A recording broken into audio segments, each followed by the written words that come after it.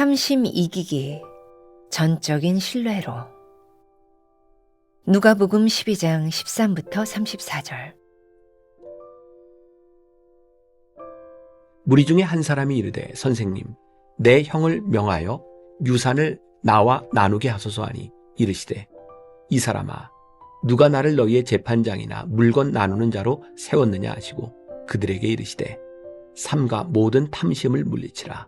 사람의 생명이 그 소유에 넉넉한 데 있지 아니하니라 하시고 또 비유로 그들에게 말하여 이르시되 한 부자가 그 밭에 소출이 풍성하매 심중에 생각하여 이르되 내가 곡식 쌓아둘 곳이 없으니 어찌할까 하고 또 이르되 내가 이렇게 하리라.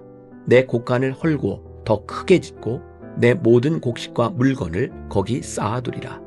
또 내가 내 영혼에게 이르되 영혼아 여러 해 쓸 물건을 많이 쌓아두었으니 평안히 쉬고 먹고 마시고 즐거워하자 하리라 하되 하나님은 이르시되 어리석은 자여 오늘 밤에 내 영혼을 도로 찾으리니 그러면 내 준비한 것이 누구의 것이 되겠느냐 하셨으니 자기를 위하여 재물을 쌓아두고 하나님께 대하여 부요하지 못한 자가 이와 같으니라. 또 제자들에게 이르시되 그러므로 내가 너희에게 이르노니 너희 목숨을 위하여 무엇을 먹을까 몸을 위하여 무엇을 입을까 염려하지 말라. 목숨이 음식보다 중하고 몸이 의복보다 중하니라. 까마귀를 생각하라. 심지도 아니하고 거두지도 아니하며 골방도 없고 창고도 없으되 하나님이 기르시나니 너희는 새보다 얼마나 더 귀하냐. 또 너희 중에 누가 염려함으로 그 키를 한 자라도 더할 수 있느냐. 그런즉 가장 작은 일도 하지 못하면서 어찌 다른 일들을 염려하느냐. 백합화를 생각하여 보라. 실도 만들지 않고 짜지도 아니하느니라. 그러나 내가 너희에게 말하노니 솔로몬의 모든 영광으로도 입은 것이 이 꽃 하나만큼 훌륭하지 못하였느니라. 오늘 있다가 내일 아궁이에 던져지는 들풀도 하나님이 이렇게 입히시거든 하물며 너희일까 보냐. 믿음이 작은 자들아. 너희는 무엇을 먹을까 무엇을 마실까 하여 구하지 말며 근심하지도 말라. 이 모든 것은 세상 백성들이 구하는 것이라. 너희 아버지께서는 이런 것이 너희에게 있어야 할 것을 아시느니라. 다만 너희는 그의 나라를 구하라. 그리하면 이런 것들을 너희에게 더하시리라. 적은 무리여 무서워 말라. 너희 아버지께서 그 나라를 너희에게 주시기를 기뻐하시느니라. 너희 소유를 팔아 구제하여 낡아지지 아니하는 배낭을 만들라. 곧 하늘에 둔 바 다함이 없는 보물이니 거기는 도둑도 가까이 하는 일이 없고 좀도 먹는 일이 없느니라. 너희 보물이 있는 곳에는 너희 마음도 있으리라. 어떻게 하면 탐심을 버릴 수 있을까요? 모든 것이 주께로부터 왔음을 인정해야 합니다. 헌금에는 두 가지 의미가 있습니다.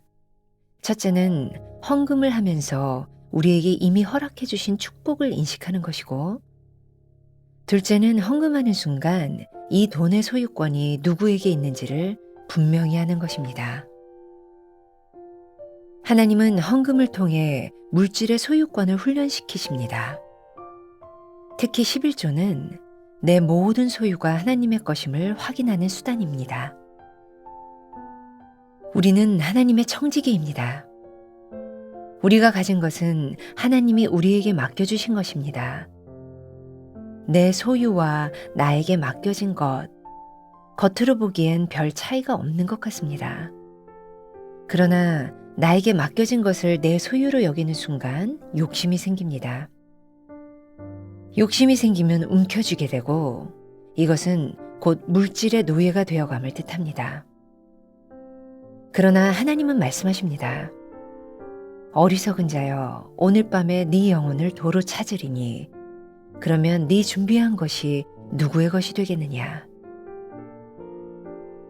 탐심을 버리려면 하나님에 대한 전적인 신뢰가 필요합니다. 다윗은 여호와는 나의 목자시니 내게 부족함이 없다고 고백합니다. 탐심은 부족하다는 생각에서 생기는 마음입니다. 부족함이 없다고 느끼는데 탐심이 생길까요?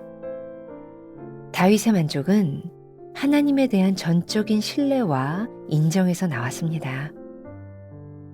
매일의 삶 속에서 하나님의 주되심을 인정할 때 자족할 수 있습니다.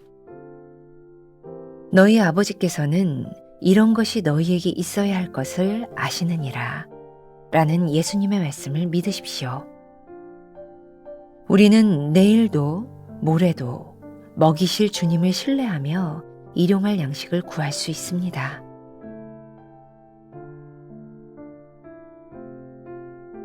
나는 모든 것이 주께로부터 왔음을 인정합니까? 어제 나를 먹이신 주님이 오늘도 내일도 먹이실 것을 믿습니까? 하나님이 맡기신 것을 주님 뜻대로 쓰시도록 내드립니까? 오늘은 1월 14일입니다. 어제 우리는 탐심의 정체에 대해서 보았죠. 오늘은 어떻게 그 탐심을 이길 수 있는가, 그 방법에 대한 말씀을 함께 나누어 보도록 하겠습니다. 전적인 신뢰로 우리들이 탐심을 이길 수 있다. 결론부터 이야기한다면 또 오늘 누가복음 12장 말씀을 통해서 우리들에게 주시는 굉장히 중요한 교훈이 있죠. 여기에는 우리가 잘 아는 어리석은 부자의 비유가 나와 있습니다. 여러분들이 이미 다 읽어서 숙지하고 있으리라고 생각을 합니다. 자, 오늘 중요한 주제, 어떻게 하면 탐심을 버릴 수 있을까요? 탐심을 이긴다라고 하는 것도 말이 되지만 탐심을 버릴 수 있는 방법은 무엇인가? 이게 답이 될 수도 있을 것 같아요. 자, 교회에서 참 하기 힘든, 목회자도 하기 힘들고 또 교인들에게도 굉장히 두려운 것 중에 하나가 헌금에 대한 부분입니다. 저 개인적인 경험을 이야기하면 제가 26살 때 목사 안수를 받고 군목으로 갔어요.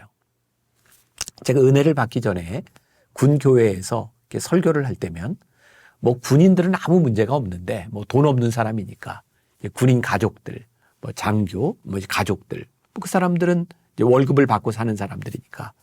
근데 교회가 이렇게 행정을 하고 운영을 하고 뭐 위문을 하고 아무튼 어떤 일을 하기 위해서도 돈이 없으면 할 수 있는 일들이 없는 거예요. 근데 저는 한 번도 헌금에 대한 이야기를 하지 못했어요. 이유는 예수 처음 믿는 사람들 헌금 얘기했다가 저 사람들 교회에서 돈 얘기한다라는 것 때문에 그 교회를 안 나오면 어떡하나. 26살 목사인 제 마음 가운데 그런 두려움이 제일 컸어요. 그러니까 돈 얘기를 하지 못했습니다. 제가 은혜를 받고 처음 돌아와서 교인들에게 한 설교가 헌금에 대한 설교였어요. 전 그때 알았어요. 헌금은 돈과는 다른 것이다. 헌금은 굉장히 중요한 의미를 가지고 있습니다. 여러분들 묵상집에도 나와 있지만 헌금에는 두 가지 의미를 가지고 있어요. 하나는 헌금을 하면서 우리들이 헌금을 할 수 있다는 것 자체가 우리들이 하나님께 받은 축복이 있구나라고 하는 것을 고백하는 일이고, 또 하나 헌금하는 순간 우리는 이 물질에 대한 소유권이 누구에게 있는지를 인정하고 고백하는 거죠. 그래서 사실 이 11조라고 하는 게 굉장히 힘든 일입니다. 사실 수입이 적은 사람일수록 11조 하기가 쉬울지 몰라요. 예를 들어서 10,000원을 버는 사람이 1,000원 11조 하는 것과 1,000,000원 버는 사람이 100,000원 11조 하는 거, 이건 굉장히 느낌이 다른 부분이라고 생각을 합니다. 예전에 제가 보았던 어떤 이야기 가운데 하나가 있어요. 어떤 청년이 하나님께 그런 기도를 했대요. 하나님, 제가 11조를 많이 할 수 있도록 하나님 저에게 축복을 주세요. 그래서 10만 원을 벌을 때 10,000원 하던 이 청년이 어느 날 100만 원을 버는데 10만 원 11조 하는 게 쉽지 않더래요. 100만 원을 받아서 11조 하는 것, 그리고 1,000만 원을 벌게 되었을 때 100만 원 11조 하는 게 쉽지 않더래요. 그래서 목사님에게 가서 그 고민을 이야기했대요. 목사님, 이거 어떻게 하면 좋겠습니까? 근데 목사님이 아주 간단하게 내가 해결할 수 있다고, 내가 당신을 위해 기도하겠다고, 옛날 11조 하기 쉬운 때로 돌아가게 해달라고 기도하겠다고. 가만히 보면 하나님께서 우리들에게 주시는 복을 이 물질의 문제로 인하여 복으로 느끼기가 쉽지 않아요. 그래서 이 탐심을 이기는 굉장히 중요한 방법 가운데 하나가 우리들의 물질의 주인이 누구인지, 소유가 누구인지를 우리들이 인정하는 훈련을 통해서 우리는 탐심을 이겨나가게 되는 거죠. 제 개인적인 그런 고백을 여러분들에게 해도 도움이 될 것 같아요. 제가 목사가 돼서 목회를 하고 특히 이제 만나교회 목회를 하면서 저에게 굉장히 중요한 문제 가운데 하나가 돈에 대한 문제예요. 제가 시골에서 목회를 하던 목회 초년병 전도사 시절에는 사실 돈이 없는 게 문제였어요. 그래서 돈을 가지고 죄를 질 일이 별로 없었어요. 돈 없는데. 그런데 언제부터인가 만나교회 담임 목사가 되고 제가 풍족해지기 시작하면서 저에게 큰 문제가 돈이 가지는 위험성이었어요. 특히 저에게 이 돈을 모은다고 하는 것, 이것이 얼마나 무서운 일이고 내가 돈을 모으기 시작하면서 잘못하면 내가 돈의 노예가 될 수 있겠구나라는 두려움이 생겼어요. 이건 제가 하나님 앞에서 제가 결심한 부분이었어요. 하나님, 제가 목회를 하는 동안 돈을 모으는 목사가 아니었으면 좋겠습니다. 그 이야기는 제가 탐심의 노예가 되지 않았으면 좋겠습니다. 라는 거였어요. 이건 모든 목회자들에게 다 적용되는 것이 아니라 저는 스스로 제가 돈에 대한 문제에 자신이 없었기 때문에 저를 훈련해야 되겠다고 생각했어요. 먼저 만나 교인들은 아시는 문제지만 제가 외부에 나가서 설교를 하거나 외부에서 제가 강의를 하고 받는 그런 사례비들, 이거 내가 모으면 이것 때문에 일을 하는 사람이 될 수도 있겠다. 그래서 제가 다 헌금을 하기 시작했어요. 자, 아무것도 아닌 것처럼 들릴지 모르지만 결혼 주례를 해도 교인들이 결혼 주례비를 저에게 줘요. 잘못하면 이 결혼 주례비 때문에 결혼 주례를 할 수도 있겠다. 그래서 결혼 주례비도 다 헌금을 하기 시작했어요. 그리고 나니까 제가 결혼 주례를 몇 번 해야 되는가, 어느 교회 가서 사례비를 얼마 받는가, 그것이 제 사역에서 그렇게 중요한 문제가 되지 않았어요. 제가 깨달은 게 있어요. 이 돈이 내 거가 아니라고 생각하면 내가 돈에 의해 좌우될 일이 없겠구나. 오늘 이 말씀을 듣는 여러분들 가운데 목사님은 너무 비현실적인 이야기를 합니다. 아니, 세상 살아가는데 이 돈 문제에 대해서 그렇게 쉽게 얘기하지 마십시오. 목사님은 교회 목사니까 그런 얘기를 할 수 있겠죠. 맞아요. 저는 제 삶에서 탐심을 이기는 방법이 무엇인가를 고민하며 제 삶에서 실천하는 거예요. 그럼 목사가 아닌 여러분들에게 있어도 저는 동일한 것이 필요하다고 생각해요. 우리가 어떻게 하면 탐심을 이기며 우리들이 어떻게 하면 하나님을 신뢰하며 살아갈 수 있을까요? 오늘 여러분들에게 이 기준이 세워져야 되는 거죠. 오늘 묵상집에 보면 우리는 하나님의 청지기입니다 라고 되어 있어요. 청지기라고 하는 것은 무엇일까요? 하나님께서 나에게 맡겨주셨다. 그런데 이것을 내 것이다 라고 생각하면 욕심이 생기는 거예요. 청지기는 하나님께서 나에게 맡겨주신 것을 주인의식을 가지고 내 것이다 착복하는 것이 아니라 주인의식을 가지고 잘 쓰는 거예요. 누가복음 12장의 어리석은 부자의 문제가 뭐예요? 하나님께서 그를 탐욕한 부자로 본 어리석은 자로 보신 이유가 뭐예요? 하나님께서 주신 것을 그가 자기 것으로 생각하고 내가 이렇게 쌓아놓아야 되겠다라고 생각했을 때 하나님께서 이 어리석은 자야 라고 말씀하십니다. 하나님께서 너에게 준 소유가 네 게 아니야.